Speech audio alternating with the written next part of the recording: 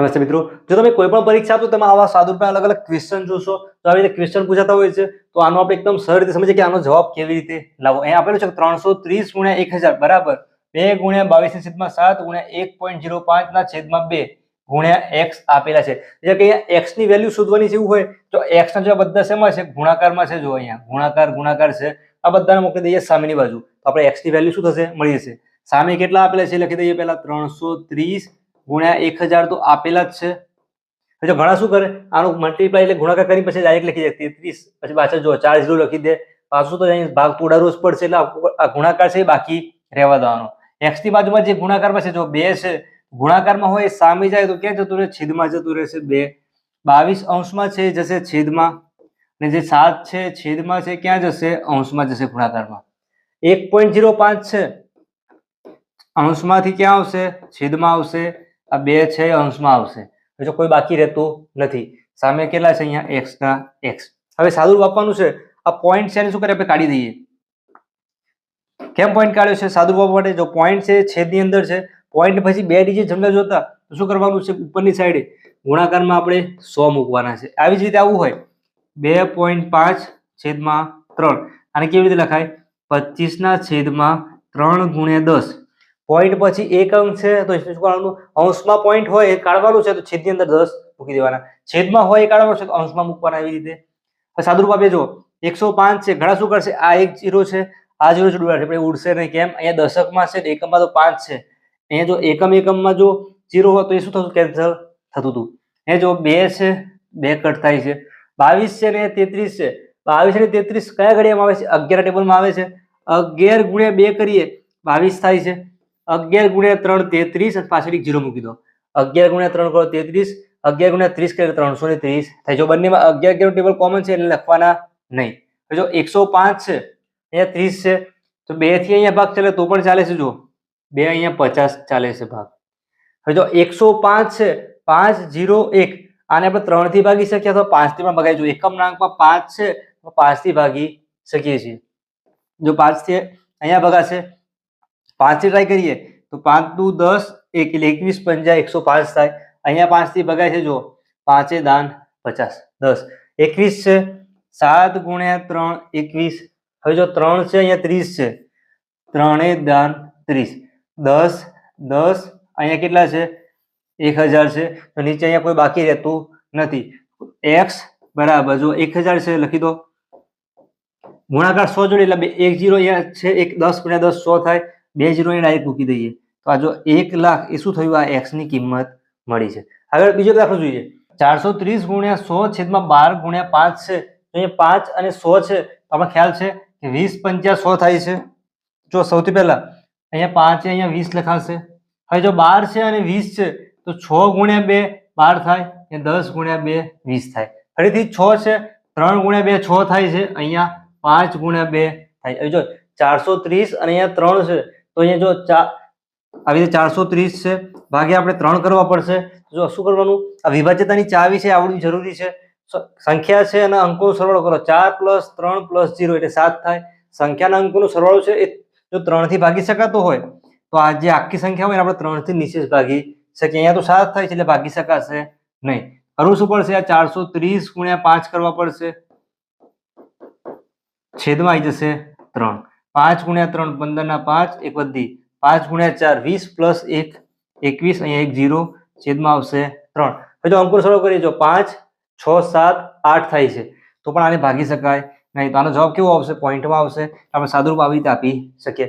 વિભાજ્યતાની ચાવી જે છે એના પણ વિડીયો અલગથી મૂકેલા છે, એ પણ તમે જોઈ શકો છો. એ આવડશે તો શું થશે?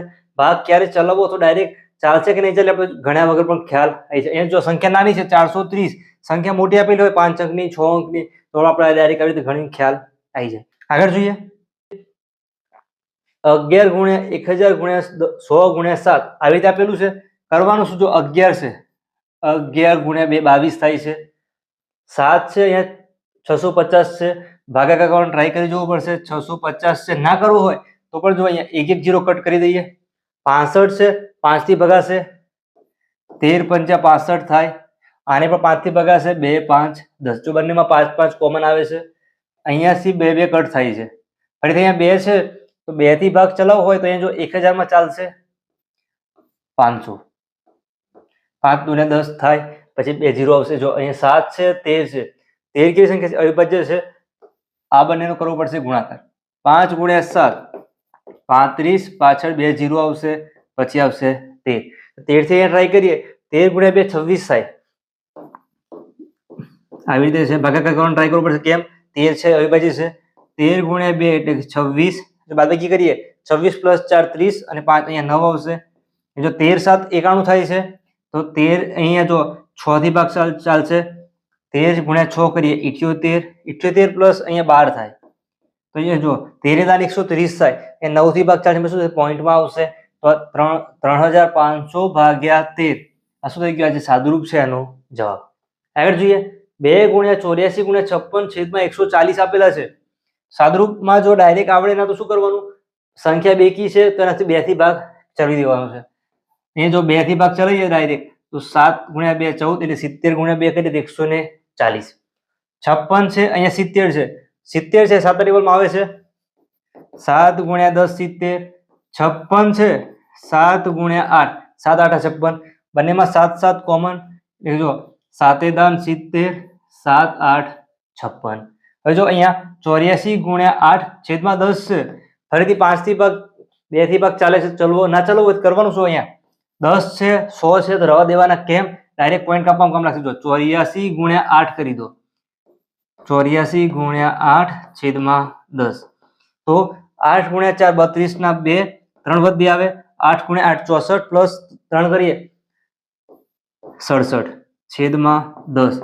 છેદમાં જો આપણે સ્ટાર્ટિંગમાં જેમ પોઈન્ટ દૂર કરીએ તો અહીંયા પોઈન્ટ એડ કરવાનો છે. છેદમાં 1 ના પાછળ 1 0 છે, આવી રીતે લખી દો. 672. જમણી બાજુથી એક અંક છોડી અહીંયા મૂકી દેવાનું પોઈન્ટ. તો 67.2 એ શું થયું? આ સાદુરૂપનો જવાબ. આગળ બીજો ક્વેશ્ચન જોઈએ.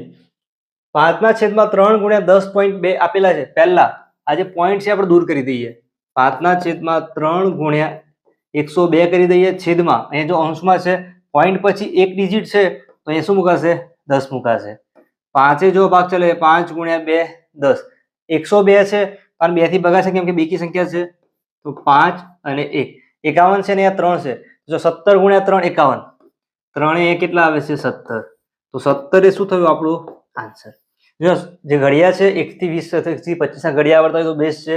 વર્ગ અને ઘન આવડે તો પણ શું થશે? ડાયરેક્ટ મલ્ટીપ્લાય અથવા જે ભાગાકાર કરીએ છીએ જલ્દીથી થઈ જશે. 39 ગુણ્યા 12 ગુણ્યા 5 છેદમાં 30 ગુણ્યા 6. તો એ સંખ્યાઓ આપણે જે બધી લીધી છે એ બધી કેવી છે? મોટા નંબર છે. તમારે એકદમ પ્રેક્ટિસ કરવી હોય તો બેઝિક જે આવી રીતે હોય 5/3 ગુણ્યા 10 ના છેદમાં 2 ગુણ્યા કોઈ પણ નંબર નાના નાના ડિજિટ છે એના આપેલા હોય. આના પણ અલગથી વિડીયો મૂકેલા છે. તો આમાં તકલીફ થતી હોય તો પહેલા એ વિડીયો જોજો. શું થશે? બેઝિક કોન્સેપ્ટ એકદમ ક્લિયર થશે. તો આજે દાખલા છે એકદમ ઝડપથી ખ્યાલમાં આવી જશે. 39 ગુણ્યા 12 ગુણ્યા 5 છેદમાં 30 ગુણ્યા 6 છે, તો 6 ગુણ્યા 2 12. 30 છે તો 2 ભાગ ચાલે છે. જો 15. 5 છે, 5 ગુણ્યા 3 15. 39 છે, 3 થી ભાગ ચાલશે. કેમ? 13 ગુણ્યા 3 39. જો પતી ગયો આખો જવાબ. શું થઈ ગયો? 13. દાખલો દેખાશે મોટો, ટેબલ આવડતા હશે, મલ્ટીપ્લાય અથવા ડિવિઝન આવડતું હશે, એકદમ સરળતાથી ખ્યાલ આવી જશે. જવાબ જલ્દીથી આવી જશે. 15 ગુણ્યા 24 ગુણ્યા 22 છેદમાં 40 ગુણ્યા 18 છે. ફરીથી 18 છે, 24 છે, આમાં ખ્યાલ આવી જાય. 6 ના ટેબલમાં આવે છે. 6 ગુણ્યા 3 18, 6 ગુણ્યા 4 24. 3 છે, 3 5 15. 5 છે, 5 8 40. ટેબલ કેવી રીતે બોલાય છે? 5 ગુણ્યા 1 કરીએ અને 8 ગુણ્યા 5 તો 5 ગુણ્યા 8. 5 5 કટ થઈ જાય. ઉપર 1 અને નીચે 8. અહીંયા 8 લખી દીધા. 1 લખવાની જરૂર છે અને ગુણાકારમાં. અહીંયા જો 4 ગુણ્યા 2 8. 2 એ 11. કેમ? 11 દુ 22. તો આ જે 11 શું થઈ ગયું આપણું આન્સર. જો વિડીયો પસંદ આવ્યો હોય લાઈક કરી મિત્રો સાથે શેર કરજો. ફરીથી મળીશું નવા વિડીયો સાથે. ધન્યવાદ.